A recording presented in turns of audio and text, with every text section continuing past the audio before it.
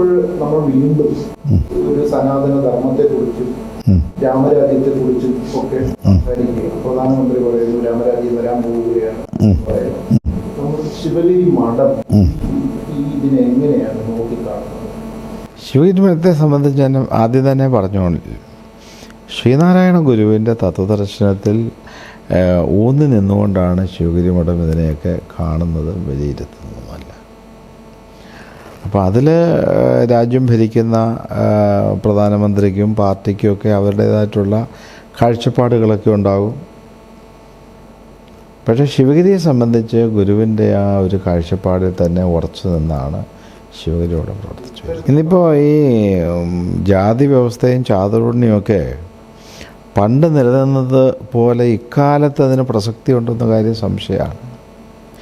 ഇക്കാലത്ത് അതിനെ നിലനിർത്തിക്കൊണ്ട് പോകുവാനും സാധിക്കുകയില്ല. കാലം മാറിക്കഴിഞ്ഞിരിക്കുന്നു. കാരണം ഇപ്പോൾ ഈ നരേന്ദ്രമോദി തന്നെ ഒരു പിന്നോക്ക സമുദായത്തിൽപ്പെട്ട ആളാണെന്നാണ് അറിയുന്നത്.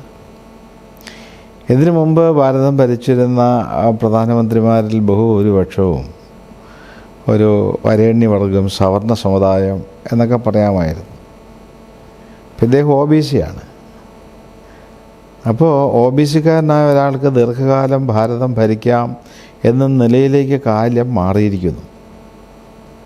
അതുകൊണ്ട് പഴയ ചാതുർവർണ്ണ വ്യവസ്ഥയൊന്നും ഇനി ഭാരതത്തിൽ തുടരും നിലനിൽക്കുമെന്ന് നമുക്ക് പറയാൻ സാധിക്കില്ല. ജാതീയത വാസ്തവത്തിൽ ഇന്നും കേരളത്തിൽ സുശക്തമാണ്.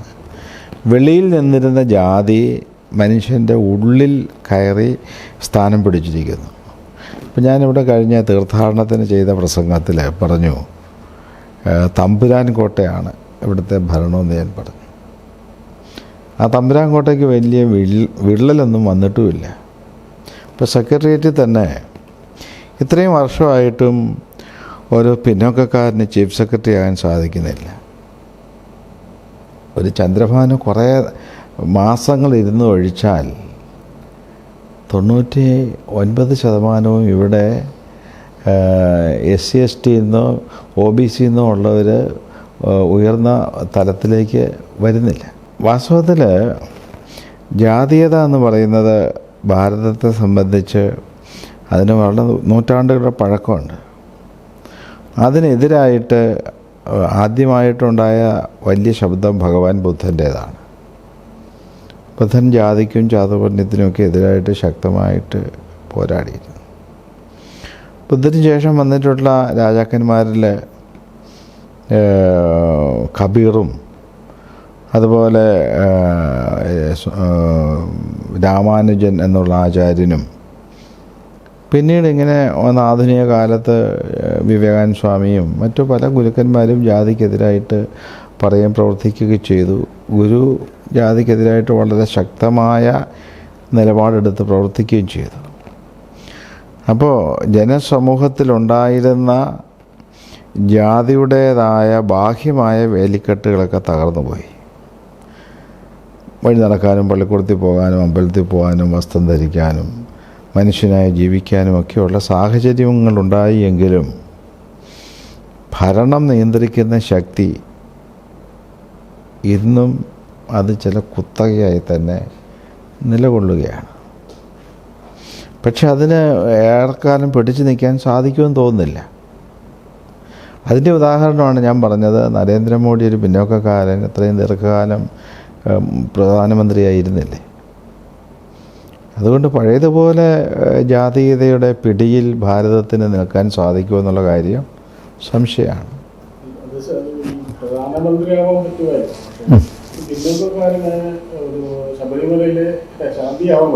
ശാന്തിയാകണം. ഞാൻ ഈ കഴിഞ്ഞ ഇടയ്ക്ക് നമ്മുടെ തീർത്ഥാടനത്തിന് മുഖ്യമന്ത്രി വന്നപ്പോൾ ഞാൻ വേദിയിൽ പ്രസംഗിച്ച പ്രധാനപ്പെട്ട കാര്യം ഇതാണ്.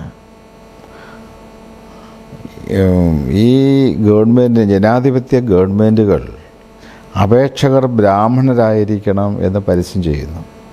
ഗുരുവായൂരിലും ശബരിമലയിലും അതുപോലെ ചോറ്റാനിക്കരയിലും പ്രധാനപ്പെട്ട ദേവസ്വം ബോർഡ് ക്ഷേത്രങ്ങളിലെല്ലാം ശാന്തിക്കാരെ നിയോഗിക്കുമ്പോൾ അപേക്ഷകർ ബ്രാഹ്മണരായിരിക്കണം. ഇതൊരു ജനാധിപത്യ ഗവൺമെൻറ്റിന് ചേർന്നതല്ല. സുപ്രീം കോടതി തന്നെ അതിന് എതിരായിട്ട് വിധി പ്രസ്താവമുണ്ട്.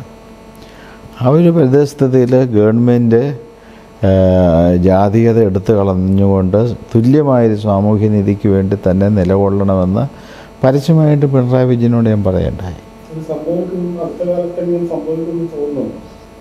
സംഭവിക്കും എന്നുള്ള വിശ്വാസം എനിക്കുണ്ട്. കാരണം സംഭവിക്കും എന്നുള്ളതിന് തെളിവെന്തെന്ന് ചോദിച്ചു കഴിഞ്ഞാൽ ഗുരുവിൻ്റെ അരുവിപ്പുറം പ്രതിഷ്ഠ, അരുവിപ്പുറം പ്രതിഷ്ഠ നിലനിന്നിരുന്ന ജാതിപരമായിട്ടുള്ള മേധാവിത്വത്തിന് ഏൽപ്പിച്ച വലിയ പ്രഹരമാണ്. പ്രതിഷ്ഠ എന്ന് പറയുന്നത് വരേണ്യനായ വിപ്രനായ ബ്രാഹ്മണനായ ഒരാൾക്ക് മാത്രമേ അധികാരമുള്ളൂ എന്നതിനെ ഗുരുദേവൻ ലംഘിച്ചുകൊണ്ടാണ് അരുവിപ്പുറം തുടങ്ങിയുള്ള പ്രതിഷ്ഠകൾ. എന്നിട്ട് ഗുരു ഒരു വൈദിക പരമ്പരയും സൃഷ്ടിച്ചു, ശിവഗിരി കേന്ദ്രീകരിച്ച് ശാന്തിക്കാരുടെ പരമ്പര, സന്യാസിമാരുടെ പരമ്പരയും സൃഷ്ടിച്ചു. എന്നിട്ട് ഈ ക്ഷേത്രങ്ങളിലെ ശാന്തിക്കാർ ബ്രാഹ്മണരുടെ തന്നെ അവരുടെ തന്നെ കുത്തകയായി തന്നെയാണത് നിലനിന്ന് പോന്നിരുന്നത്. പക്ഷേ ഈ പിണറായി ഗവൺമെൻറ് എടുത്തൊരു നല്ല തീരുമാനം, പിന്നോക്ക സമുദായത്തിൽപ്പെട്ടവർക്കും ശാന്തിക്കാരാകാം. അങ്ങനൊരു തീരുമാനം എടുക്കുകയും ഇന്ന് ധാരാളം പിന്നോക്ക സമുദായത്തിൽപ്പെട്ട ശാന്തിക്കാർ ദേവസ്വം ബോർഡ് ക്ഷേത്രങ്ങളിലൊക്കെ ശാന്തിക്കാരായിട്ട് വന്നു കഴിഞ്ഞിട്ടുണ്ട്. ഏറ്റവും വലിയ ക്ഷേത്രങ്ങൾ എന്ന് പറയുന്നത് മുഴുവൻ സവർണ്ണ കയ്യിൽ തന്നെയാണ്. അതെ അതെ, അതിലൊരു മാറ്റവും അതിന് മാറ്റം വന്നേ തീരൂ. മറ്റൊരു രാജ്യത്ത് നിലനിൽക്കാത്ത ഒരു സംസ്കൃതി എങ്ങനെയോ ഭാരതത്തിലും കേരളത്തിലും മനുഷ്യ മനസ്സിൽ കടന്നു കയറി. ഇപ്പോൾ ജാതീയത എന്ന് പറയുന്നത് ഏതെങ്കിലും ഒരു സമുദായത്തിൽ മാത്രമല്ല, എല്ലാ സമുദായങ്ങളിലും ഉണ്ട്. ഇപ്പോൾ സവർണ്ണ സമുദായം, ബ്രാഹ്മണ സമുദായത്തിൽ തന്നെ എല്ലാ ബ്രാഹ്മണർക്കും ഒരുപോലെ ക്ഷേത്രത്തിൻ്റെ മുഖമണ്ഡപത്തിൽ കയറാൻ പറ്റില്ല. നായന്മാരിൽ എത്രയോ വിഭാഗങ്ങളുണ്ട്, ഈഴവരിൽ എത്രയോ വിഭാഗങ്ങളുണ്ട്.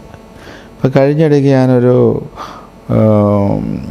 SC/ST സമുദായത്തിൽപ്പെട്ട ഒരാളുമായിട്ട് സംസാരിച്ചപ്പോൾ അവരൊരാളെ പുറത്താക്കി, ഭ്രഷ്ട് കൽപ്പിച്ച് അവർ പുറത്താക്കി. അതിന് കാരണം അവർ ജാതീയമായി അവരുടെ സമുദായത്തിൻ്റെ തീരുമാനത്തെ അംഗീകരിക്കുന്നില്ല. അപ്പോൾ അവരുടെ ഇടയിലും ഊരുവിലക്കും ഭ്രഷ്ടുമൊക്കെയുണ്ട്. അപ്പോൾ അടി തൊട്ട് മുടി വരെ ഈ ജാതീയത എങ്ങനെയോ മനുഷ്യ മനസ്സിൽ കടന്നു കയറി അതിപ്പോഴും നിൽക്കുകയാണ്. അതിൻ്റെ പിടിയിൽ നിന്നൊക്കെ ഒരളവ് വരെ ഇന്ന് മോചനം ലഭിച്ചുകൊണ്ടിരിക്കുന്നു എന്നുള്ളത് വാസ്തവമാണ്. പണ്ടുണ്ടായിരുന്ന വെളിയിലുണ്ടായിരുന്ന ജാതി പോയി ഉള്ളിലേക്ക് ചേക്കേറി, ഉള്ളിലുള്ള ജാതിയും ഇപ്പോൾ കുറേ ഇങ്ങനെ അഴിഞ്ഞു വരുന്നുകൊണ്ടിരിക്കുന്നത്. പൂർണ്ണമായിട്ടും മാറിയെന്ന് പറയാൻ സാധിക്കില്ല, മാറാതിരിക്കാൻ പറ്റില്ല, കാരണം ജാതി ഇല്ലാത്തതാണ്, അതൊരു കൽപ്പനയാണ്. ശിവഗിരി മഠം വന്നതിന് ശേഷം അല്ലെങ്കിൽ ശ്രീനാരായണ ഗുരു പ്രതിഷ്ഠ നടത്തി ഏതാണ്ട് ഇത്രയും ഒരു നൂറ്റാണ്ട് അടുപ്പിച്ചായിട്ടും ഈ ഒരു മനസ്ഥിതി മാറിയിട്ടില്ല. മഠം ഇത്രയും ആക്റ്റീവായി പ്രവർത്തിച്ചിട്ട് അത് പറ്റുന്നില്ല. അപ്പൊ അതൊരു ഫെയില്യൂർ അല്ലേ? അല്ല, പറ്റുന്നില്ലെന്നുള്ളതല്ല, അത് പൂർണ്ണ വിജയത്തിലെത്തുന്നില്ല എന്നുള്ളതേ ഉള്ളൂ. കുറേയൊക്കെ നമ്മൾ ആ കാലത്ത് മുന്നേറാൻ സാധിക്കുന്നുണ്ട്, എപ്പോഴും സാധിക്കുന്നുണ്ട് കുറേയൊക്കെ. ഇപ്പോൾ ശിവഗിരിയിൽ തന്നെ എല്ലാ വിഭാഗത്തിൽപ്പെട്ട ആളുകളും ഇവിടെ പഠിക്കാനുണ്ട്, സന്യാസ സംഘത്തിലുണ്ട്. ഹിന്ദു വിഭാഗത്തിൽപ്പെട്ടവർ മാത്രമല്ല, ക്രിസ്ത്യൻ വിഭാഗത്തിൽപ്പെട്ടവരും ശിവഗിരി മഠത്തിൽ സന്യാസിമാരായിട്ടൊക്കെയുണ്ട്. അപ്പോൾ ഗുരു വിഭാവനം ചെയ്ത രീതിയിലുള്ളൊരു സമൂഹത്തെ സൃഷ്ടമാക്കാൻ സാധിക്കുമെന്ന് ഞങ്ങൾക്ക് വ്യക്തമായിട്ടും ഞങ്ങൾക്ക് ആ ഒരു ഉറപ്പ് ഞങ്ങൾക്കുണ്ട്. പക്ഷേ ആ തലത്തിലേക്ക് എത്തിച്ചേരണമെങ്കിൽ ഏറെ നൂറ്റാണ്ടുകൾ കഴിയേണ്ടി വരും. ചില രജത രേഖ, ചില വെള്ളി അങ്ങനെ പറഞ്ഞ് സമാധാനിക്കാനാവോ? ഗുരുവിന്റെ ഐഡിയൽസ് ഫോളോ ചെയ്യുന്നതിൽ നമ്മൾ ഫെയിലായി എന്നല്ലേ അത് കാണിക്കുന്നത്? ഫെയിലായി എന്ന് പറയാൻ സാധിക്കില്ലല്ലോ, കാരണം ഗുരുവിൻ്റെ കാലത്ത് അത് ഉണ്ടായിരുന്നില്ലല്ലോ. ഇപ്പോൾ ഗുരു സമാധിയാകുന്നതിൻ്റെ തലേ ദിവസം ഗുരുവിനെ ഗുരുവിൻ്റെ എടുത്തു വളർത്തി പഠിപ്പിച്ച കുട്ടികൾ നമസ്കരിച്ച് സ്കൂളിലേക്ക് പോയി.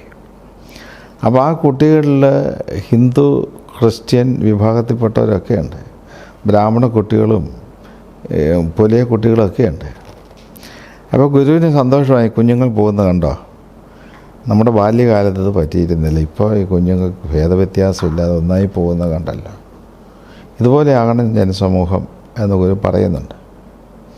അപ്പോൾ ഗുരുവിൻ്റെ ബാല്യകാലത്തുണ്ടായതിൽ നിന്നും ഗുരുവിൻ്റെ മഹാസമാധി ആകുമ്പോഴത്തേനും അത്രയും മാറ്റം വന്നു. ഇപ്പോഴായപ്പോൾ കുറേ മാറ്റം വന്നിട്ടുണ്ട്. കാരണം പിന്നോക്കക്കാർക്ക് ക്ഷേത്രത്തിൽ കയറി പൂജ നടത്താം എന്നുള്ളൊരു സ്ഥിതി വന്നു കഴിഞ്ഞു. കുറേ കഴിയുമ്പോഴത്തേനും എല്ലാവർക്കും പൂജ നടത്താനുള്ള അധികാരാവകാശവും അത് സ്ഥാപിച്ച് കിട്ടുമെന്നുള്ള ഉറപ്പായ വിശ്വാസം ഞങ്ങൾക്കുണ്ട്.